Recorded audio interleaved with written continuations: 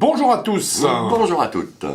Eh bien, nous allons aujourd'hui procéder à un comparatif concernant les drivers pour les maîtres. Des drivers pour maîtres, donc en fait, ce qui se fait de mieux normalement pour les 0,9. Pour les 0 à 9 d'index sur le marché à l'heure actuelle. Bah oui. Enfin, ce qui se fait de mieux sur le marché à l'heure actuelle. Voilà. Des drivers qui sont au nombre de 5. Nous avons fait une présélection en fait afin de trouver des modèles, de comparer des modèles qui nous ont le plus parlé pendant l'ensemble de la saison et sur la totalité des clubs de toutes les marques que nous avons pu tester. Nous avons donc 5 concurrents en lice. Oui. Ces concurrents sont... Alors, le T-Test TSR 3. 3, donc là on est sur le tout dernier modèle, qui a obtenu une note de 18 sur 20. Et ensuite, oui, c'est tout, d'ailleurs, 18 sur 20, qui est bien pour les 0,9. Et qui est bien pour les 0,9, donc qui était déjà initialement dans le test, que nous vous conseillons de regarder, bien sûr, chaque test individuellement, si vous avez des questions plus particulières concernant chaque modèle dont nous parlons ici dans ce comparatif. Donc TSR 3, et ensuite nous avons un deuxième driver que nous avons sélectionné, qui est le on-off, le Kuro 22. Le Kuro 22. Alors lui avait obtenu 17,5 sur 20. Voilà, là encore on est sur des drivers qui ont obtenu de très très bonnes notes. Très bonnes notes, et celui-là, il est prévu de notre point de vue pour les 0,18. 0,18, mais il fonctionnait très bien pour les 0,9, donc en fait, il est en plein dedans. Le troisième club qui sera dans ce comparatif, c'est le Mizuno STZ 220, qui lui a pris... Alors, il n'a eu que la note de 19 sur 20, c'est le driver que nous avons le mieux noté cette année. Oui. La catégorie de joueurs pour laquelle nous l'avons destiné initialement était 0,18, parce que c'est un club qui a entre guillemets un spectre large, comme c'était le cas également pour le on-off, qui avait un spectre large également. Mais qui convient parfaitement. Mais seulement, voilà, il est parfaitement placé dans la gamme maître, donc 0,9. On en reparlera en fin de vidéo d'ailleurs. Voilà.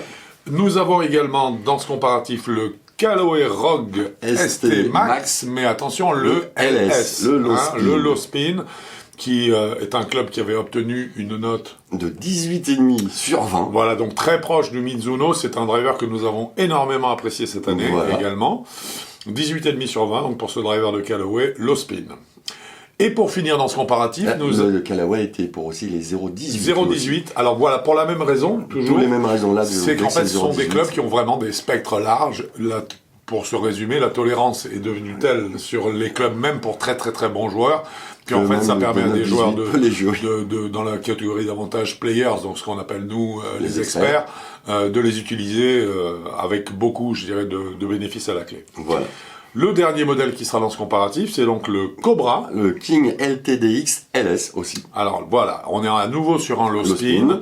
Ce sont les deux modèles low spin qui sont rentrés dans ce comparatif.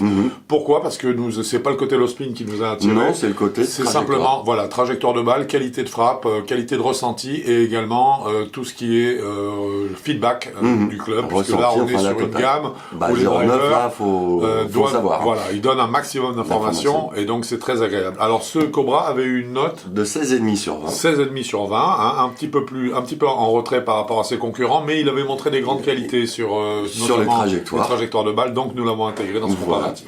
Et lui est destiné aussi pour les 0,9. Lui était pile dans la gamme. Dans le test initial, il a été bien pour effectivement, il est parfait pour les maîtres. Il est très bien dans ce comparatif.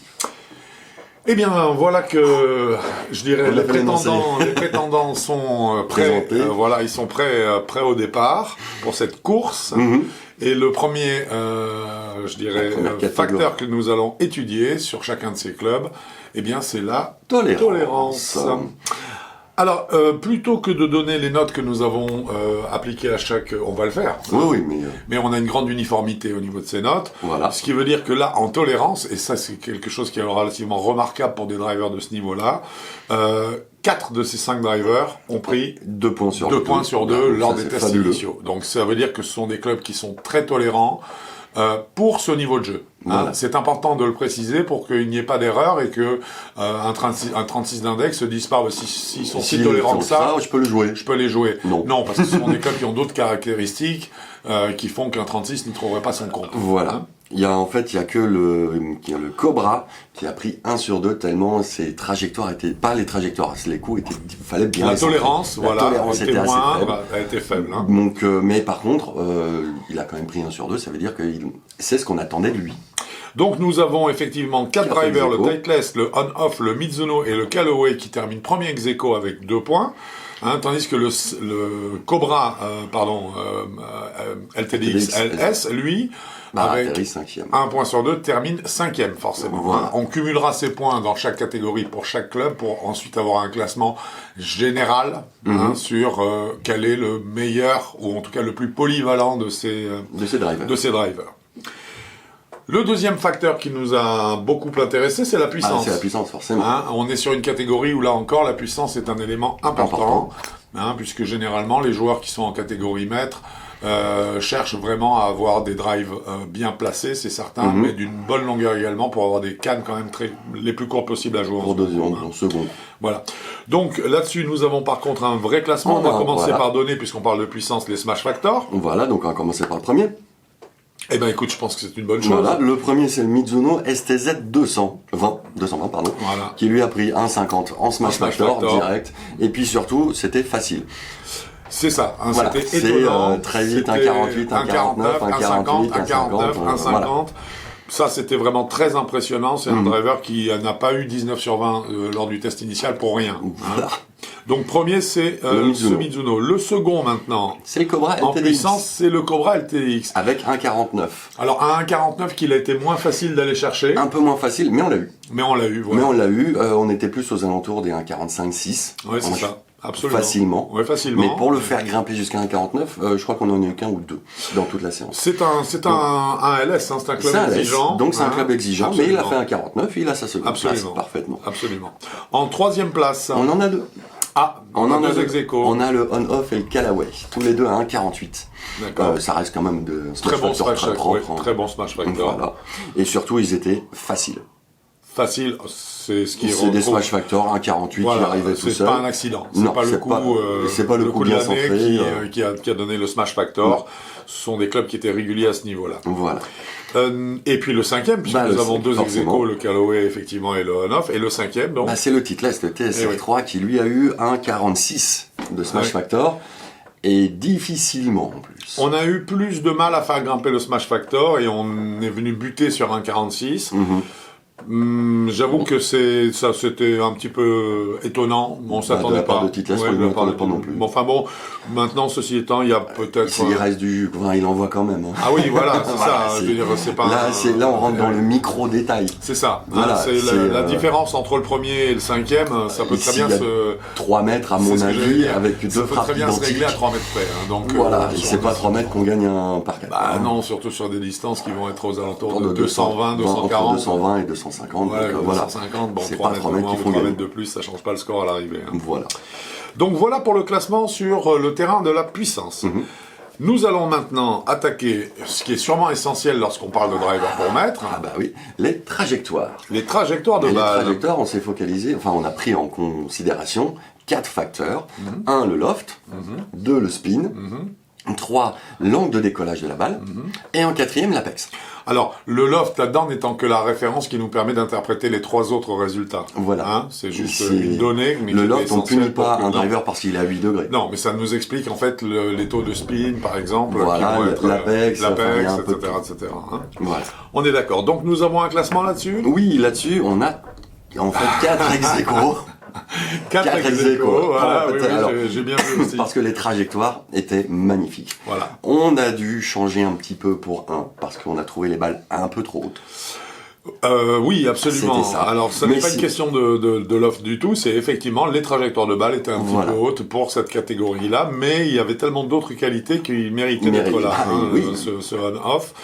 Donc on peut le dire, c'est le 5e, voilà, qui a pris la 5e place. Hein. Parce que même s'ils ils étaient bien en spin, ils avaient un angle de décollage sympathique, sauf le on-off, très légèrement au-dessus. Un petit peu au-dessus en termes de spin, et qui nous envoyait un apex de pro à quasiment 37 mètres de haut, alors que tous les autres sont entre 26, 24 jusqu'à 30 mètres, jusqu'à 32. Voilà, 32 max. 32, et là on tombe, 37. 37 plaques d'Apex, c'est un peu donc haut là pour- c'est un on a petit peu trouvé haut, pour cette avec catégorie. un angle de décollage de 12 degrés. C'est Voilà. un petit peu haut, donc forcément il a pris la 5e place. Voilà. Hein. Mais sinon, tous les autres, première place. Première Alors, place ex aequo, on va quand même décliner les taux de spin, hein, puisque Voilà. dans l'ordre, en fait, on va commencer par le Titleist qui est le premier de la liste.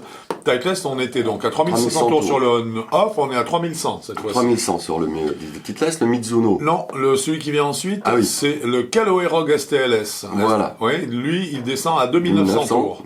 Puis ensuite, on a le Mizuno à qui est à 2007. 2700 tours, et on a le Cobra LTDX Qui est à qui 2006. est à 2600 tours minute. Donc, très propre. Donc voilà, ceux-là sont restés forcément avec une première place ex aequo, avec des Apex qui ont varié entre 32 Et 26 mètres. et 26 mètres. Hein, donc Bah, la trajectoire, il y a bien de marge d'erreur, quand même. 22 mètres 50. 22,50. Ah oui, pardon. 50 sur le Callaway Rogue. Oui.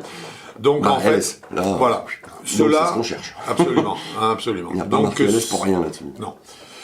C'est Oui, clair. ça. Donc, comme on s'y attendait, pour nous, c'était une trajectoire parfaitement logique. Exactement. Donc, 1 point Titleist, 5 points on-off, 1 point Mizuno, 1 point Callaway Et un point Cobra. et 1 point Cobra qui se partagent donc La première. la première place. Là, nous abordons maintenant la question qui est la plus importante pour moi lorsqu'on parle de driver pour maître, c'est feedback. le feedback. Parce que si là, il y a un domaine ou Où un on- type de driver où on ne veut pas être incapable d'identifier D'identifier précisément le point d'impact. le point d'impact, le sens de frappe, le plan de swing, la quantité de spin qui va en découler, etc., c'est bien Pour les mettre. pour les mettre. Hein. Voilà. Exactement. Donc là encore, nous avons... Là, ça va être simple encore. Oui, ça va être assez simple parce qu'en fait, nous Dû à avons... leur tolérance. Alors, certainement, mais surtout dû à des phases de club qui sont de très très bon niveau. Mhm. Parce que c'est vrai que toutes, que ce soit le Titleist avec sa phase titane, que ce soit ils sont tous d'ailleurs Enfin, ils pratiquement sont tous titane, titanes. hein, d'ailleurs. Hein. Mais c'est tous leur Il y a phase de des- club, il y a- la voilà. tolérance qu'ils ont mis dedans. Il y a ça- un feedback qui est phénoménal quand même. qui est, hein, qui sur- est magnifique, sur- un tout petit peu diminué, puisqu'à chaque fois ils ont eu 1,5, mais tous, sans exception, ont eu la même note, ils sont tous ex aequo là-dessus. Il y a, enfin, c'est pour, justement, c'est à cause de la tolérance que le feedback est légèrement diminué. Voilà. Le principe des vases communicants. C'est exactement ça. Comme tu le dis très justement, c'est qu'en fait, si on augmente la tolérance, on diminue le feedback. Voilà. On diminue en fait la qualité de Du retour du d'information. Donc si on augmente la qualité du retour d'information, cette Forcément, fois-ci le c'est la driver est plus tolérance difficile. qui va diminuer, et à ce moment-là le driver devient effectivement beaucoup plus exigeant. Voilà. Et nous, on était très exigeants là-dessus. Sur ces 5 clubs, on a eu un compromis qui était parfait. en Qui fait. était excellent. C'est pas pour rien qu'ils sont là-dedans. Absolument. D'ailleurs, puisque Donc nos 5 clubs prennent la place de premier ex aequo à ce chapitre-là. voilà. Alors tout ça, ça nous Ça donne nous va- un classement, un un premier classement. Voilà. Ouais. Un premier classement où le Mizuno... Alors, que j'explique Oui. à nos amis golfeurs quel est Pardon, le je m'en principe peux. du classement, c'est qu'on va additionner dans chaque chapitre la note, le classement Qu'ils ont eu. qu'a eu le club, celui qui arrive en totalité au chiffre le plus bas, Forcément, et ben forcément, c'est le meilleur. c'est le meilleur. Évidemment, à condition que nous intégrions tous les paramètres pour faire le driver le plus polyvalent. de tous. Hein. Mais par contre, ceux qui recherchent précisément plus de feedback, plus de puissance, plus de qualité de trajectoire de balle, Une balle un peu peuvent plus aller haute, choisir un peu plus un basse. de ces drivers qui est plus fort que d'autres à ce niveau-là. Voilà, Hein, et là, pour moi, ce sera surtout sur les trajectoires, en fait, sur la C'est ça. hauteur de trajectoire de balle que vous cherchez, C'est exactement que ça. forcément vous serez influencé. On est bien d'accord. Alors, Voilà. allons-y pour ce classement en tout cas. Alors, sans le tarif, sans le prix au Sans départ. le prix, parce que je veux dire, on va d'abord définir ça, Voilà. quel est le club le Sans le plus prix. polyvalent, et ensuite Alors. on verra le meilleur rapport qualité-prix. Voilà. Donc, le plus polyvalent, c'était le Mizuno. C'est le Mizuno STZ Oui. 220. Ah, là, Qui a eu une totalité de... 4 points. 4 points. Il a 4 pris points. 1. Boum. Voilà, donc c'est simple, il était premier partout. Bah, exactement. Ou premier ex aequo. Premier ex aequo partout, dans le pire des cas. Exactement. Le deuxième, Le Callaway Rogue ST Max LS. ça m'étonne pas du Bah tout. oui, lui, il a pris 6 points. Voilà. Mais oui. Ah oui, non, mais ça... Très bien. Très Voilà. bien. En quatrième, le Titleist TSR 3. En troisième. Troisième, j'ai dit quoi? Quatrième. Oh, pardon. Troisième, Troisième, le le Titleist. Titleist TSR 3. En quatrième, le Cobra LTDX LS. Et en 5e, le on-off Kuro 22. 22, voilà. En fait, je pense que lui, il prend surtout à cause de sa hauteur de balle au niveau des trajectoires. Oui, disons que c'est le seul driver qui, dans ce comparatif, à qui on ait donné une chance pour la qualité, en fait, du toucher de balle et également de la beauté des trajectoires, en fait. Et puis, même si c'est une trajectoire un peu haute, si ça intéresse des gens, mais par contre, voilà, ça peut intéresser des gens, même dans la catégorie maître. C'est un club qui avait quand même beaucoup de qualité. Et oui, c'est pas pour rien que les deux. Donc, en fait, notre classement donc sur la qualité pure pour le club le plus polyvalent, ben ça nous étonne pas tellement. On a le Mizuno STZ 220, comme tu l'as dit, c'est le club qui a pris la meilleure note de tous les tests de driver que nous avons fait en 2022. Même jusqu'avant, c'est le premier. Jusqu'avant, c'est la première fois qu'il y avait un club qui prenait 19. Et ensuite, effectivement, on l'a vu, tu as donné très bien la liste, Callaway, Titleist, Cobra et On-Off. Voilà. Alors, si on intègre le prix de chacun de ces clubs maintenant, l'histoire n'est peut-être pas forcément la même. On va déjà donner le prix de chacun de ces clubs. Attention, les prix n'ont pas été actualisés par rapport à différentes soldes, parce que des nouveaux modèles arrivent ou autres. Non. On est parti du prix catalogue de sortie. De façon à ce qu'il n'y ait pas de méprise. Nous avons un Titleist qui était à 649 €. Un On-Off 790. Un Mizuno 499 €. Un Callaway Rogue ST à 569 €. Et un Cobra LTD XLS à 499 € aussi. Voilà, et ça a un tout petit peu chamboulé le classement. Légèrement. Mais pas tant que ça. Parce qu'en fait, on retrouve donc à la première place les deux premiers qui sont le Mizuno et le Callaway. Très bien. Ensuite, il y a une petite inversion entre le Cobra et le Titleist, puisque c'est le Cobra qui se retrouve en 3e place et le Titleist en 4e place. Ouais. Et en dernier, c'est le On-Off Kuro. Lui, c'est le plus cher aussi, donc on le comprend très bien. Voilà. Il n'en reste que chacun mérite sa place dans cette sélection-là. Absolument. Sans aucune hésitation. C'est clair. Pour les choisir, on n'a pas mis longtemps. Non, et ce qui me fait plaisir personnellement, c'est qu'en fait, on retrouve dans un classement général, je dirais, tous les points forts de chaque club tels qu'ils ont été décrits dans chacune des vidéos. Chacun des tests individuels du produit. Et à l'arrivée, on voit que quelque part, les notes ont été bien attribuées et qu'elles sont pratiquement respectées lorsqu'on arrive au comparatif. Forcément, c'est nous.